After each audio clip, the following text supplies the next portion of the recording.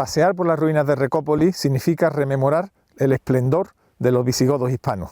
El reino visigodo es una etapa tan importante como desconocida de nuestra historia.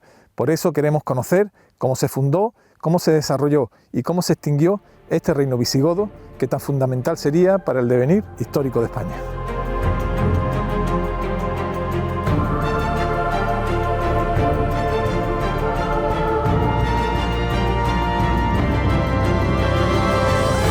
Arqueomanía.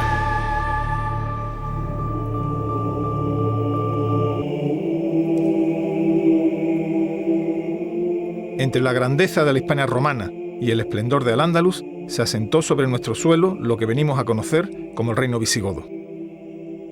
Los visigodos gobernaron la antigua Hispania durante 2 siglos, hasta que en el 711 cayeron derrotados en la batalla del Guadalete.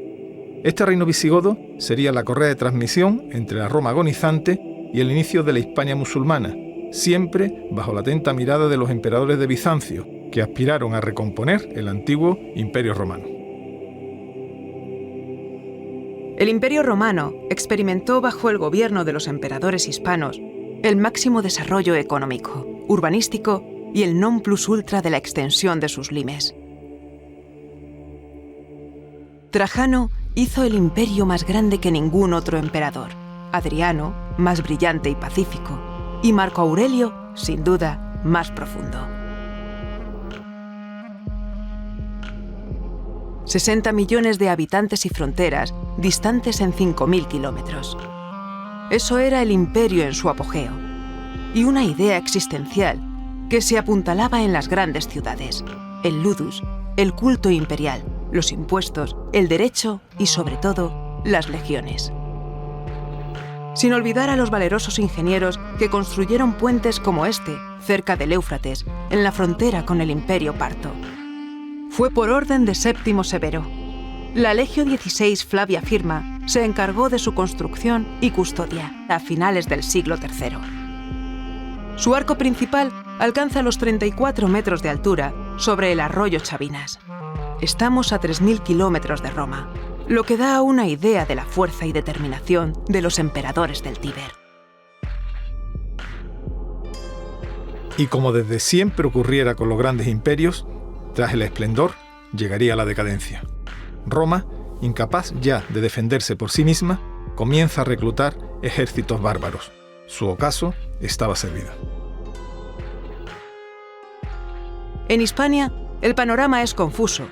Si por una parte las grandes villas y los tesoros, como el de Tomares, nos dan una idea de una provincia rica, por otra el abandono de las urbes y el amurallamiento progresivo de algunas ciudades como Barcelona, nos sitúa ante un escenario de crisis.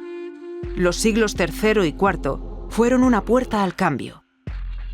Es una crisis fundamentalmente política, una crisis política en la que hay diversos elementos que quieren ocupar su espacio de poder y una crisis política además acuciada por lo fundamental que es la economía. Entonces, esos traslados de determinados domini, de determinados aristócratas al campo o desde la ciudad no responden sino a un elemento de supervivencia y de ocupar cotas de poder. El cristianismo hace aparición en lugares como Ceuta, donde se encuentra la primera basílica de España, o Cástulo, donde sus colecciones litúrgicas son de un gusto y una finura inigualables. Hay un gran conjunto de personas de diversas culturas que se están empezando a mover por toda Europa. La reforma del ejército romano fue profunda, cambiando su aspecto y gestión. El conjunto de aditamento, armadura, espada de los milites se conoce como panoplia, y las panoplias fueron evolucionando a lo largo de los siglos.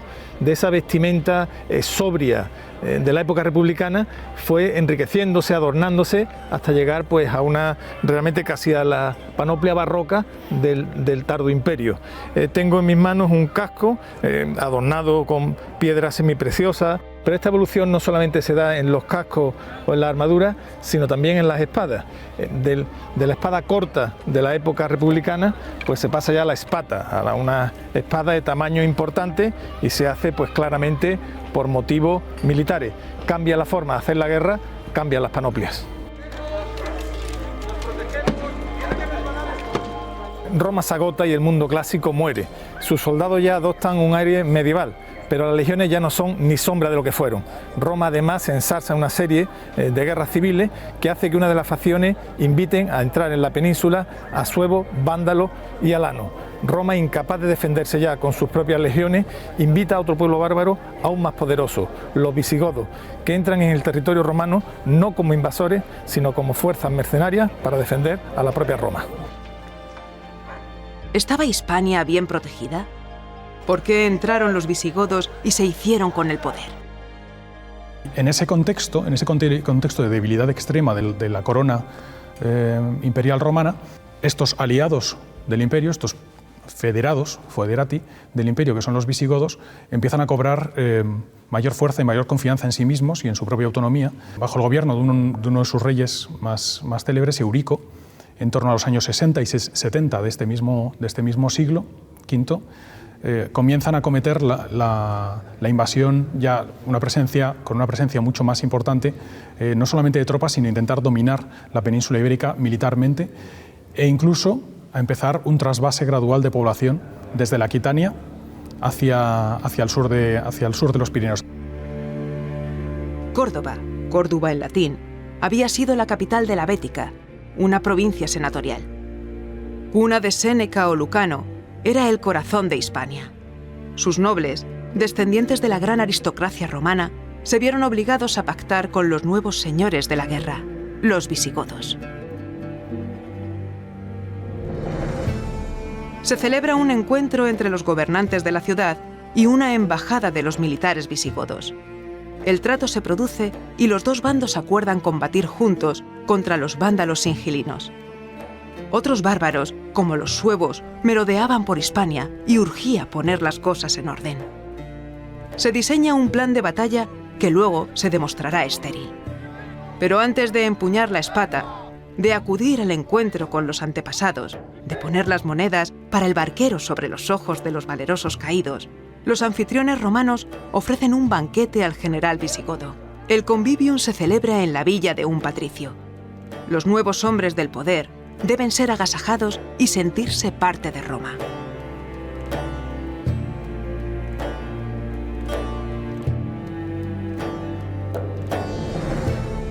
El reino de Tolosa, al sur de Francia, fue establecido por los visigodos sobre la Galia Narbonensis.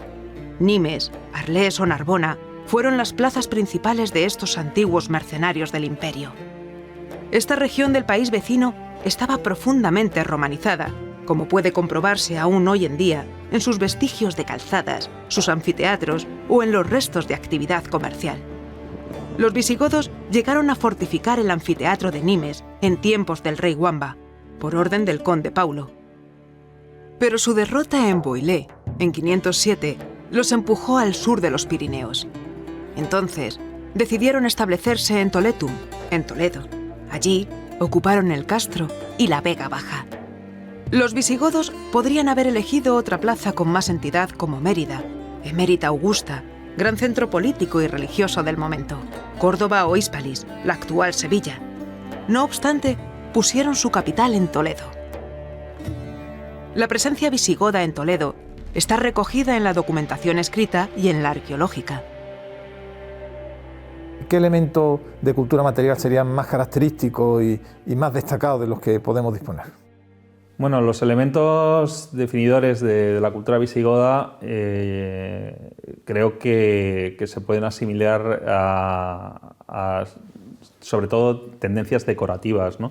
Tendencias que se asimilan sobre todo en la arquitectura, como puedan ser esos relieves de las columnillas o las pilastras o los elementos de altar, ¿no? Y también, muy importante, las tendencias decorativas en orfebrería y en toréutica. La toréutica, que es el arte del trabajo del metal, del bronce, ¿no? Especialmente. Influencias también tecnológicas, ¿no?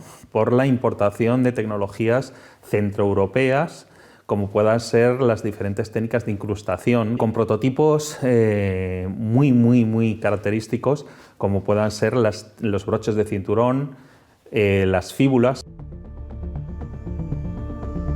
Buscamos los primeros vestigios visigodos en la Magna Catedral de Toledo. La Arqueta de Wamba, se encuentra cobijada en la denominada Capilla Mozárabe tras una placa conmemorativa. En la nave norte, próxima a la puerta principal, se puede contemplar la columna que contiene la inscripción de la fundación de la primera basílica visigótica de Toledo. Es una pieza única, testigo de toda una época. Y es que la cuestión religiosa iba a desempeñar un papel preponderante en el reino visigodo. Cuando llegaron, los visigodos ya se encontraban cristianizados y eran arrianos. A esa altura, la población hispano-romana era ya católica. Esta diferencia de religiones generaba problemas y conflictos, no solamente de convivencia religiosa, sino también políticos, entre ambas sociedades y en el seno de la propia sociedad visigoda y su corte. En el año 587 se produjo un hecho trascendental para la historia de España y también de la propia evolución de la corona visigoda, y es que el rey Recaredo y con él toda la corte se convirtieron al catolicismo. Esta conversión al catolicismo permitió una única religión en toda la península que aceleró la convivencia entre ambas sociedades. El cristianismo de los visigodos era el arrianismo. No compartían los dogmas de la Iglesia Católica de Roma. Para los arrianos, Jesucristo no tenía la doble naturaleza, la divina y la humana. Solo poseía la segunda. Los visigodos eran la clase dirigente, la élite militar, pero la población hispano-romana, unos 5 millones de habitantes, era fundamentalmente católica, cuando no pagana, como en el norte peninsular. Bizancio observa muy de cerca el problema religioso de Hispania, controlando los movimientos de sus enemigos arrianos y los de sus obispos fieles. Justiniano en el digesto, cuando ordena la aplicación del digesto, en la introducción del digesto dice que quiere conquistar todos los territorios que han sido del Imperio Romano y extender a ellos la verdadera fe. Y ese ideario, a pesar de que con un poquitito menos de trascendencia, lo mantienen los sucesores de Justiniano hasta que ya el emperador Heraclio, con la invasión persa de Tierra Santa, pues se ve obligado a olvidarse de este territorio. El problema religioso del momento es de una complejidad extraordinaria. Las actas de los diferentes concilios peninsulares están ahí para atestiguarlo, así como otros documentos como cartas de San Gregorio Magno, San Isidoro de Sevilla o su hermano San Leandro. San Isidoro es sin duda el gran hombre de la cultura visigoda. Sus restos, depositados originalmente en la Basílica de San Isidoro del Campo, cerca de Itálica, fueron trasladados a León durante la Edad Media. Allí se edificó una colegiata en su honor. Isidoro, católico frente a la monarquía arriana, fue una pieza clave en la conversión de los monarcas godos al catolicismo. El Museo de los Concilios es de una belleza sublime. Sus paramentos reflejan la influencia oriental en el mundo visigodo. La sede de los concilios toledanos, así como el lugar de la coronación de los reyes godos, continúa en el debate académico. Piso este suelo con profundo respeto.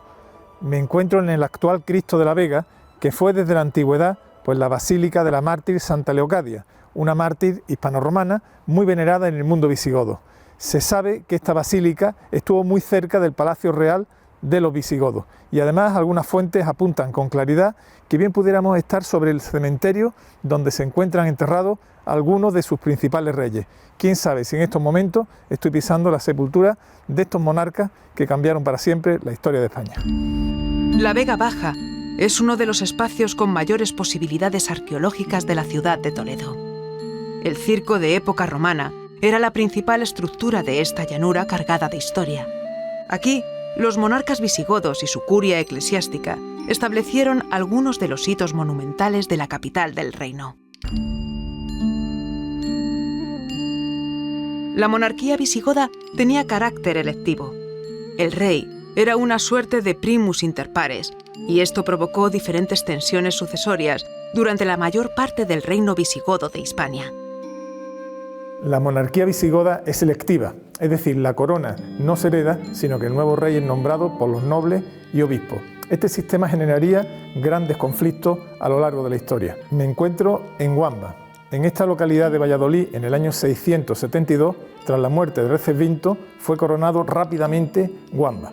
Wamba sería el último gran rey de los visigodos, porque tras su muerte comenzaría la decadencia del reinado. El intento de Leovigildo, y lo consigue en parte, es crear una estructura dinástica. En el fondo él lo que está es intentando emular y imitar a su gran rival y la gran superpotencia mediterránea, Bizancio. La segunda parte de la época visigoda es un estado menos potente, está ya llegando el mundo medieval, la feudalización europea, y ya el rey no llega a serlo tal, pero empieza a ser un primus inter pares. Cuenta la leyenda que como agradecimiento a una milagrosa curación, gracias a las aguas de una antigua fuente, el rey Recesvinto ordenó erigir esta iglesia, que hoy conocemos como la Basílica Visigoda de San Juan de Baños y que es la más antigua de toda España. Pero el rey también pasó a la historia por haber aprobado el Código de Recesvinto, por el cual logró unir las dos tradiciones jurídicas de godo e hispano-romano en un único corpus legal para toda la España visigoda. La imagen más icónica del reino visigodo es sin duda la de sus coronas votivas. El tesoro de Guarrazar está actualmente dividido en diferentes museos. En París, en el Museo de las Termas de Cluny, se encuentran algunas piezas, así como en el Museo Arqueológico Nacional de Madrid. Estas obras tienen una profunda simbología y la orfebrería empleada en su construcción es muy sofisticada. Otra cosa es el contexto y la historia de su descubrimiento. Aquí apareció a mediados del siglo XIX probablemente el mayor tesoro de toda Europa de la época medieval, nada más ni nada menos que las coronas de los reyes visigodos. Sí, reyes visigodos, obispos, abades, etc. En total 23 coronas votivas, más una cruz procesional, varios cálices, etc. Fue un hallazgo de casualidad de una familia que venía por un camino que tenemos justo aquí a nuestra espalda. Pararon a descansar en la fuente que tenemos aquí, había habido una tormenta, vieron que había un reguero, había dejado una losa descubierta, la movieron, pues les llamó la atención y ahí estaba el tesoro, ahí empieza toda la historia. El yacimiento de Guarrazar y su puesta en valor son páginas claves para comprender el relato visigodo en la península ibérica. Pero los visigodos no aprovecharon exclusivamente asentamientos urbanos romanos. También construyeron sus propias ciudades, algunas de extraordinaria relevancia. En Zorita de los Canes, en la provincia de Guadalajara, un yacimiento de 25 hectáreas, nada más y nada menos, nos sitúa delante del gran proyecto edilicio de los visigodos de Hispania. Hablamos de Recópolis.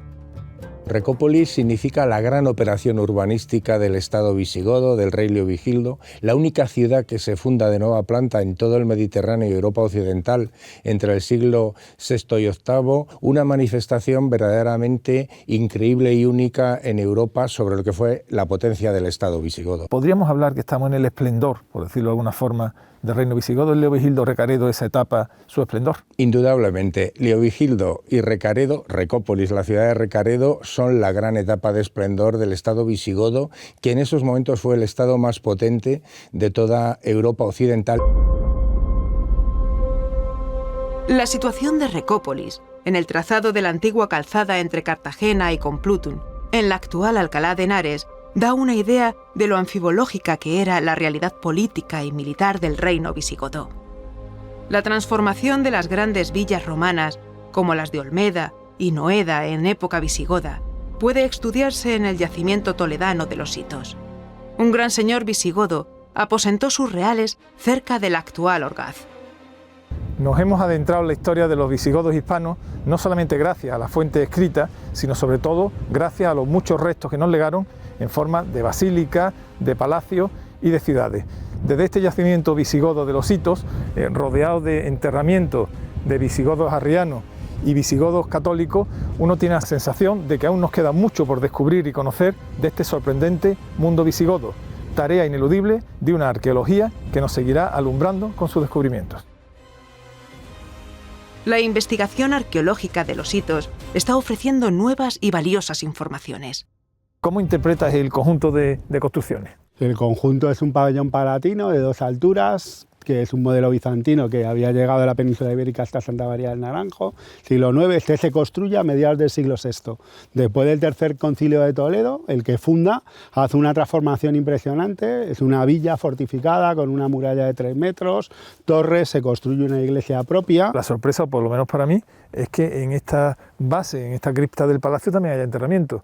¿Cómo se explica que haya enterramiento en la iglesia y también enterramiento en el palacio, que en principio no es suelo sagrado? Pues después del tercer concilio de Toledo, la gran mayoría de la aristocracia se convierte al catolicismo y el que funda la iglesia se entierra allí, en su propia iglesia, en su iglesia privada, pero su clientela que sigue convertida al arrianismo, como por ejemplo sabemos qué pasa con la reina Goswinta, pues necesita enterrarlos en un lado, y lo vemos aquí, hay 24 tumbas y un enterramiento privilegiado en un sarcófago de alabastro. Tenemos aquí pues un enterramiento... Un enterramiento espléndido, magnífico, ¿no? Por tanto, debe ser un personaje principal.